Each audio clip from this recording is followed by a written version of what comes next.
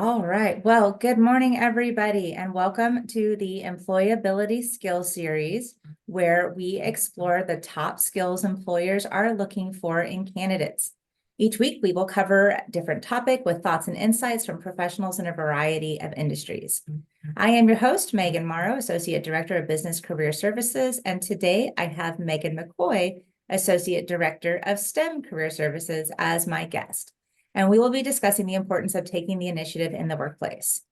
Megan has spent the past 6 years working in career and college readiness, mostly in K through 12, and recently with higher education students. She is on board with us now. So if your major is outside the School of Business, she is your career professional that you will refer to. So good morning, Megan. Thank you so much for joining us today. Thanks for having me. Excited to be here. Excellent. Well, Megan, tell us a little bit about yourself. So I'm originally from Michigan, but I have been in Florida for the past 3 years. And I kind of accidentally fell into career services. When I was in my undergrad, I worked in career services, helping students with making resumes. And I noticed that a lot of students still had no idea what they wanted to do. They were coming in saying they were about to graduate, but they still didn't really know what they wanted to do, what their next steps were. And I thought, this is a problem. Our system is a little bit broken that students don't know what they want to do and they're graduating from college, taking on all the student loan debt and still unsure of what they want to do. So I ended up working in K-12 a lot, helping seniors in high school with figuring out what are your options after high school, what career opportunities are out there, and just really helping students learn what they don't know. Because what you don't know, that's kind of like a big thing that I talk about with students. And so I'm here to just provide as many resources and opportunities. And I love when I have students come to me and they just leave with that light bulb moment of, oh, I didn't know that this was available, or I feel so much better. And that's what's rewarding to me about working in this field. No, I get it 100%. Because I was that person. I graduated college and I was waiting tables and there was no guidance. I didn't know what to do. And I even tell my students this, I'm sure that my university had career services. I mean, they have to, right? But it was a huge, huge university. I mean, like 150 students in one big lecture hall. The campus was ginormous and it was also in the 90s. So I know I'm kind of dating myself, but we didn't have like the Instagram or, the texting features or, yeah, we had email, but it still was in its infancy, So if there was services like this, I didn't take advantage of them because I honestly just didn't know. But like you, like I'm like, this is crazy. Why go through all of the heartache and the countless nights studying and the money and just the commitment to wait tables. So I didn't want anybody to be in that boat like I was. So that's why I do what I do as well. Very passionate about helping students make sure that they know exactly what the next step for them is.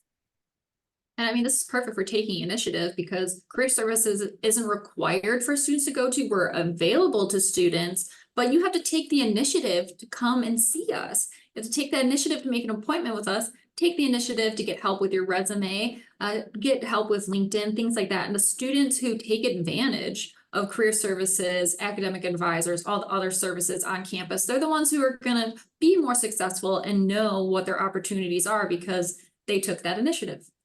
Yeah, no, that's huge.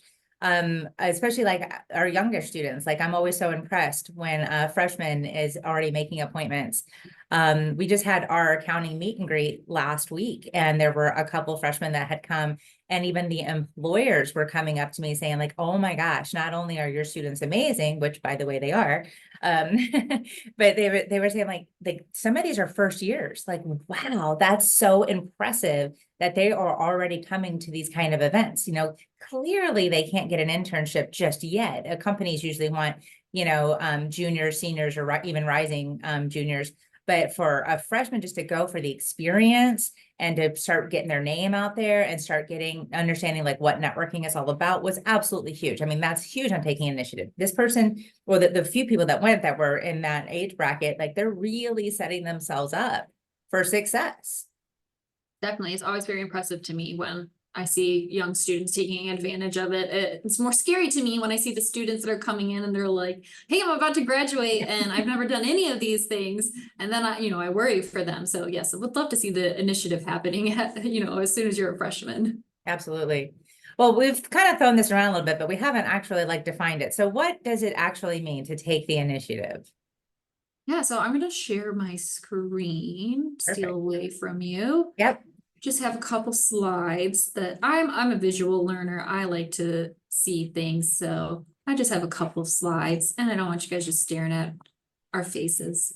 So taking initiative, I think, sounds really scary to a lot of people. They think, oh, you have to have, some leadership skills, or you have to be outgoing, or just confident in your skills. But really what it's about is just having this self-starting nature, being able to kind of see things and ask, can I do something to help with this? Or I see we're missing this. Can I help with filling in this hole? It's really just taking action. I think of it kind of as, you're in the classroom and the teacher asks a question and no one raises their hand. You know the answer, but you're not raising your hand. Taking initiative is raising your hand and giving the answer. It's also raising your hand to ask a question. I tell students all the time, if you want to be successful when you're in school, ask questions, ask for help. That's taking initiative. It sounds like it's something scary, but really it's just that little brave step, raising your hand in class to answer questions or ask questions, because usually there's someone who has that same question you're going to ask. Mhm. Oh yeah, that's huge. I always say that all the time, somebody next to you is probably asking the same thing. So be brave and, Yes. go ahead and put yourself out there. Very cool.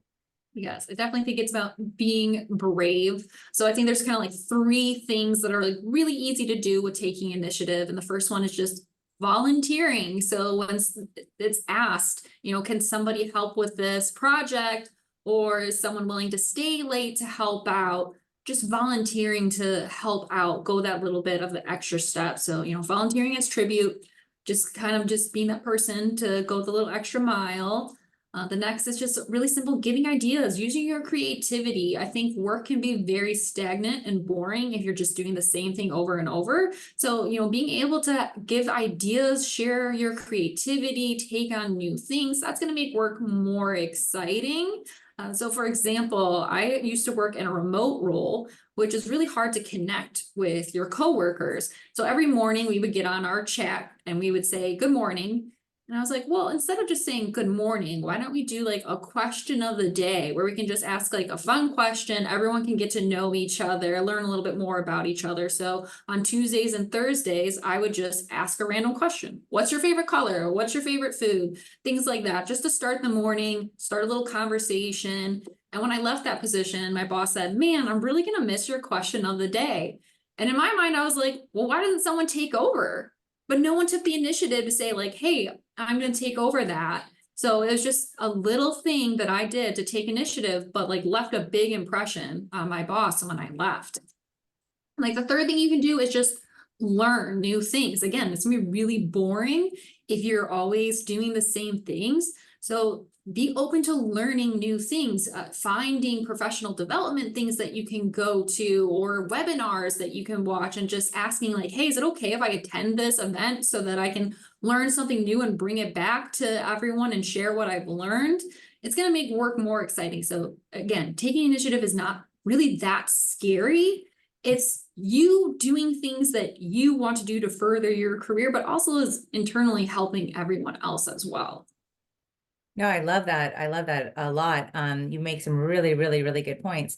When I think about taking initiative too, it's not just like sitting around waiting for things to happen. Like you're going out there and making them happen for yourself because you're the one that's going to benefit from it. When I see people like don't take the initiative, I'll use class, for example. If you miss class, it is totally your responsibility to reach out to the professor and see what did you miss, or like for me, like I always post announcements and stuff. It's when students that just say, well, I wasn't here, so I didn't know I had to do anything. Like, no, you need to take the initiative because it's your education. So kind of being the one to put themselves out there, very, very, very important. Yeah, it's the same thing at work. Take the initiative to make work beneficial to you, more exciting, so that you don't get bored, so you can grow in your career. Oh, absolutely. I always tell students too that, start small. A lot of times I'll have students come to me and say that they struggle with communication. that they are scared to approach people and talk to them. So they kind of struggle with that, like networking events, very scary.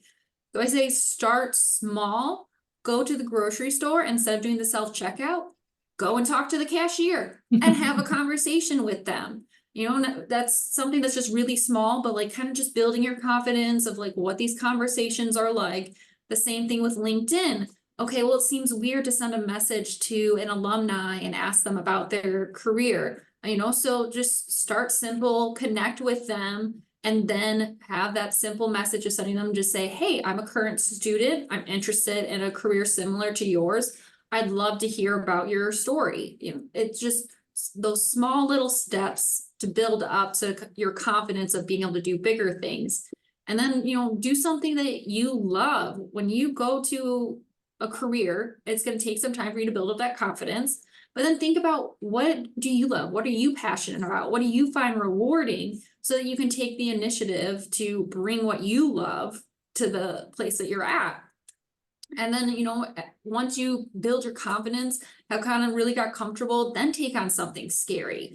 Oh, okay, this big project or event is happening and they're looking for people to help run it. That's something I've never done before, but I'm going to give it a try. And then you're really going to build up your confidence. You're going to build up things to put on your resume. And when you do these things, when you take initiative, remember to write these down somewhere so you can add them to your resume and say, oh, I started this first ever project. I suggested this project and this was the result of it. So, you know, adding those things to your resume and to like your career growth. No, that I hadn't even thought about that. That's a good point that you make. Does, you know, because of course we tell the students, you know, get involved and, you know, to put stuff on your resume, but that's excellent. Like if you do start a new initiative, like the morning grind coffee cart, and that's, you know, that's completely student led. Even this, the employability skills series, this was just an idea I had. And I, you know, pitched it to Erin, our, you know, our supervisor. And I was like, hey, what do you think about this? And she was like, go for it. Like, see what happens.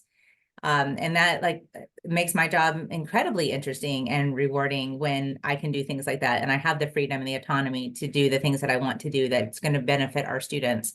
But we wouldn't be sitting here today if I hadn't thought like, hey, let's just try this, not trying to toot my own horn, but like, no, just knowing that taking the initiative brought us here. Definitely. It's, you know, more exciting when you get to do new things and kind of shape your own career by coming up with ideas and projects and things you want to do. I enjoy getting to be creative. So being able to make presentations or attend events where I can do public speaking, those are things that are exciting and rewarding to me. So I'm going to seek out those opportunities if I'm not getting enough of them. If I'm getting bored, I want to find things that I can do to make work more exciting. So if you're getting bored in the class, if you're getting bored at work, what can you do to take initiative and make things more exciting and rewarding for you? No, I like that. I like that a lot. You know, and for students that are listening, you know, like if something comes into your head, like, hey, I would really like to go visit this particular company or organization, or, hey, I would love to have, you know, that alone helps us. You know, if I had a student come to me and say, hey, I really want to tour this company, then that lets me know that one, that is a need or a want out there in the student population. I could start reaching out to that company and try to maybe organize a tour or organize a guest speaker. But, you know, without speaking up, like you said, volunteering and taking initiative to be heard, you know, we would never know that they want that. So I like that. I like that a lot. I definitely think with taking initiative, it's also going that extra mile. So it's going to be seen at work that you're taking initiative if you're really going above and beyond like what your job description is. So something that comes to mind for me is I did a Disney professional internship. So if anyone's interested in Disney internships, love to talk to you about them. But in my Disney professional internship, I worked in Animal Kingdom. I was an education presenter and I ran the Wilderness Explorer program. If you're familiar with the movie Up, Russell is a wilderness explorer. So I was a wilderness explorer troop leader along with like 30 other interns. And families get to come around with a book and they go to all these different locations and they get a sticker badge every time they learn something. And at the end of it, they get to become a senior wilderness explorer, which is pretty impressive because it's like 30 badges.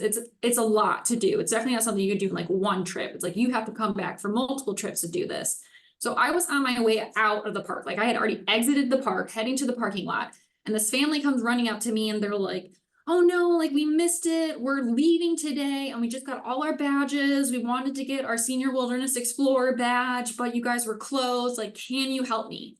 I could have very easily just been like, nope, I'm done for the day. So sorry. And gone on and left to the parking lot. But I was like, you know what? Let me see what I can do. So I ran back to where our break room was. I got them their Senior Wilderness Explorer badges, came back out, did like a little special ceremony for them to give them their badges. And because I did that, they ended up giving me a grape soda badge, which is, if you've watched the movie, that's Ellie's special badge. So it was like a magical moment for me. I went the extra mile and then they made it special for me. So sometimes going that extra mile ends up being like super rewarding for you as well. So, just taking the initiative on, small things of just, this isn't in my job description. I'm done for the day, but I'm going to do it. I'm going to go ahead and I'm going to do something more. So, it really can be rewarding to you by taking that initiative. That's a great story, Megan. I mean, it just coming across in your face and in your voice, just the pride that you take in what you did. And like you said, the rewarding, like the internal reward for that you helped this family. And it wasn't something that was required of you. So that's an amazing story. And I agree with you. Like when you do something that's above and beyond that no one is really truly expecting, oh, I just lost my lights. It happens almost every time. I'm like, I swear I'm moving. um, but no, like it's super rewarding to know that you did this thing. And for me, gratitude is everything, with I will give and give and give, to a grateful heart. Yeah, and I mean, some companies are really rewarding of that. Like Disney is really big on that. If they see you doing something, they're going to give you a little, I can't remember what they're called, but it's like a little sheet that you get that they fill out saying like what you did to go above and beyond. Guests can fill out things saying, how a cast member went above and beyond for them. So there's some companies that really give a lot of recognition for people who take initiative, who go above and beyond, who help others. So, that's something that you can get rewarded for in the workplace. A lot of company cultures are kind of building in these reward systems to recognize their employers for taking initiative. So, that's something that is another great thing to put on your resume when you get recognized at work for taking initiative. This is a really great skill to have, a really good personality trait to have when employers look at your resume to see that you're someone who's going to take initiative, that you're going to help others out, that when, someone is out sick, you're going to help out by taking on some of their responsibilities to make sure that everything is going to keep flowing while they're out of the office. That if, there's projects, you're going to take the lead on it, that you're not just going to be passive and just kind of do the bare minimum. I'm just here to collect a paycheck. They really want to see that you're happy and passionate to be where you are. Yeah, no, that's true. I have a quick story. When I was teaching at level 6 lockup facility for 30 inmates, this was several years ago, I'm going to say 2009, and my appendix ruptured and I had to go have surgery, obviously. Well, then I got septic from the surgery because I sat with a ruptured appendix for 14 hours and I had to have a second surgery just like a week later. So I was out for like 3 weeks. And my partner, so we had like this just mobile classroom on the prison grounds. And so from 7 to 3, she taught half the day, I taught the other half. So while I was gone, she stepped up and she taught all day, every subject. And it was 6 through 12 in one little classroom. And like I said, it was 30 inmates. And she taught everything. And so when I finally was able to come back to work, so what they did, because instead of having to have the principal step in and be a substitute teacher, or for them to have to hire a substitute and pay a substitute, she did all the work. She took the initiative. And so when I came back to work, they just gave her like hours upon hours to flex out. And, and I stepped up, and then therefore I would teach all day. They gave her like just basically tons and tons of PTO or paid time off to reward her. So that was amazing. Like she wasn't even doing it for the reward. She was just doing it because it was the right thing.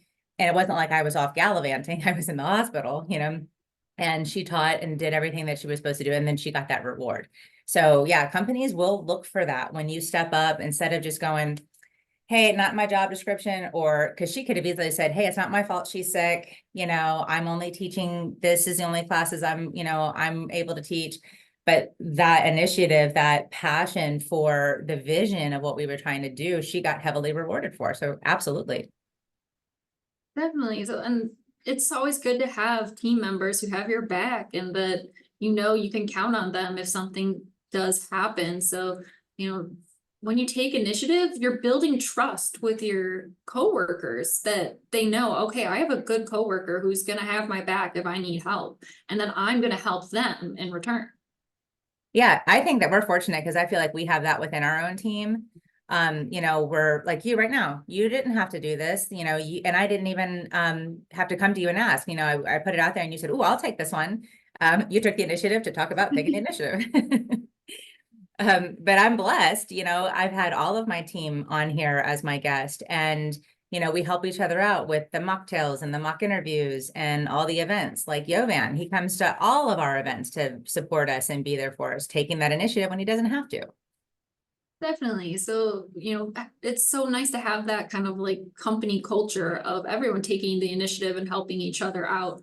And maybe that's something you want to look for when you're going to companies. Do they have that kind of mentality where the teams take initiative to help each other out? You're rewarded for taking initiative, because not all companies will reward you for taking initiative. Like Very true. there are companies who are very important, but there's a lot of companies that will just keep giving you more and more responsibilities. Even if you didn't take the initiative to bring on these responsibilities, and then they don't really add up with the reward of taking that initiative. So, making sure company cultures reward taking initiative, because yeah, you don't have to take initiative and you don't have to get a reward for it. But if you're always taking initiative and there's no gratitude and there's no reward, you're not going to want to. And that's totally understandable. And that's going to kind of ruin you as good employee. So make sure the companies that you're applying to are going to recognize when you're taking these extra steps and going the extra mile and the unique and wonderful employee that you are. Absolutely. Absolutely. It's very important when you're out there interviewing for jobs and talking to companies that you should be asking these really good questions too. What is the workplace culture like? What about the work-life balance? You want to make sure that you are getting into a company that's going to be as invested as you are invested in them. So another thing that I tell students all the time, like you have to look at the whole picture.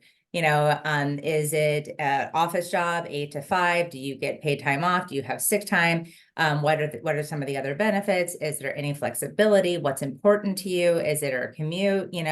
Are you encouraged to take your time off? I mean, I'm sure you've probably had jobs like this too in your life, but they give you have this PTO bank, but then you use it and you get kind of chastised for it. So like they're not respecting you as an individual employee. And the number one reason why people leave jobs is usually bad management.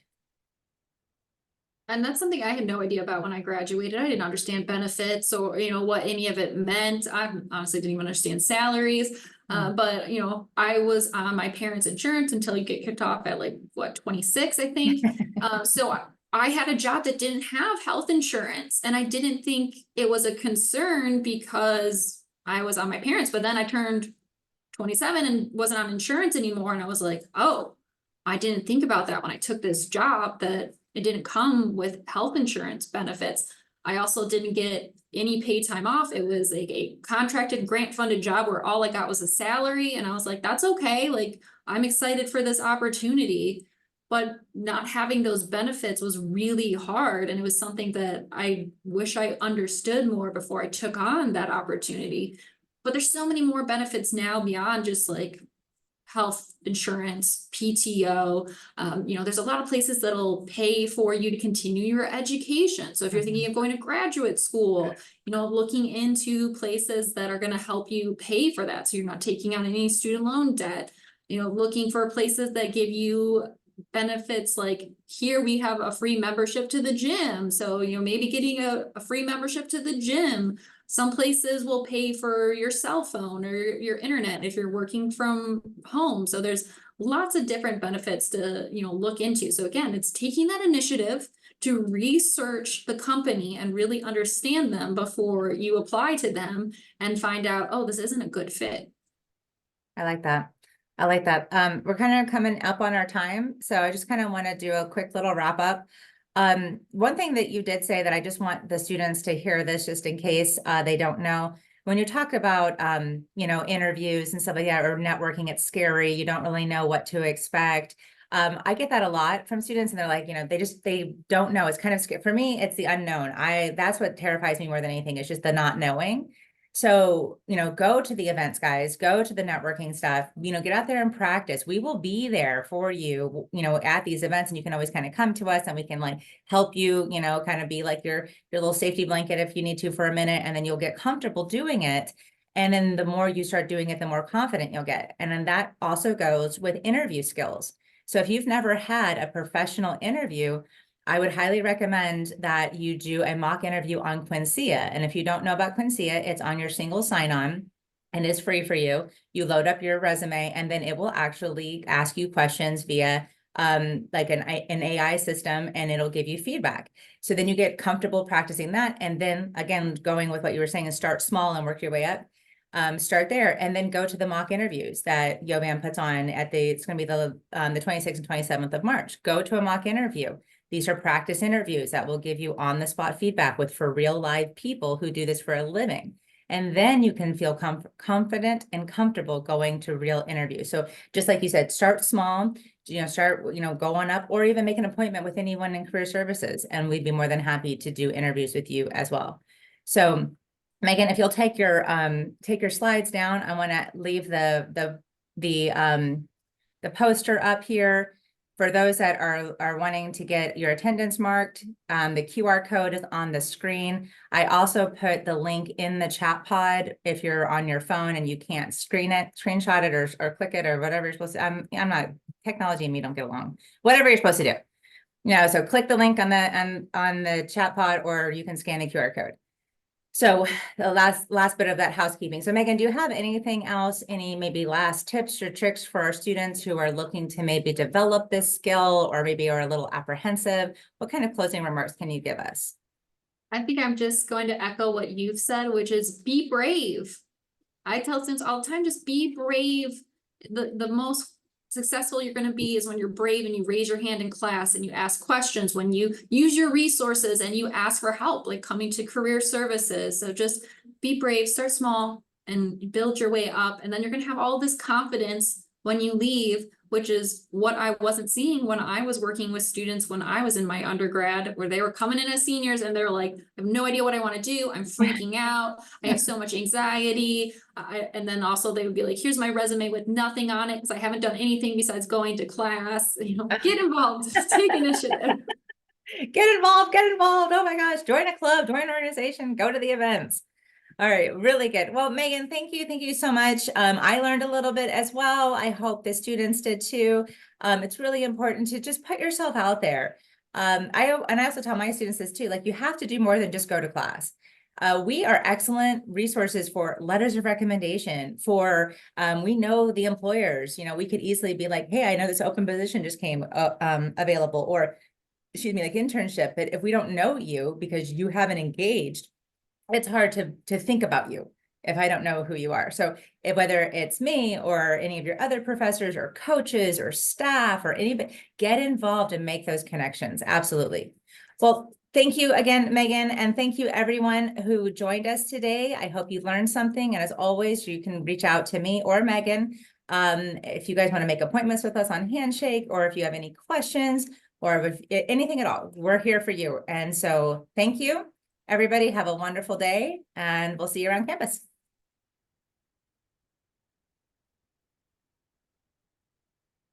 Now I just have to figure out how to stop.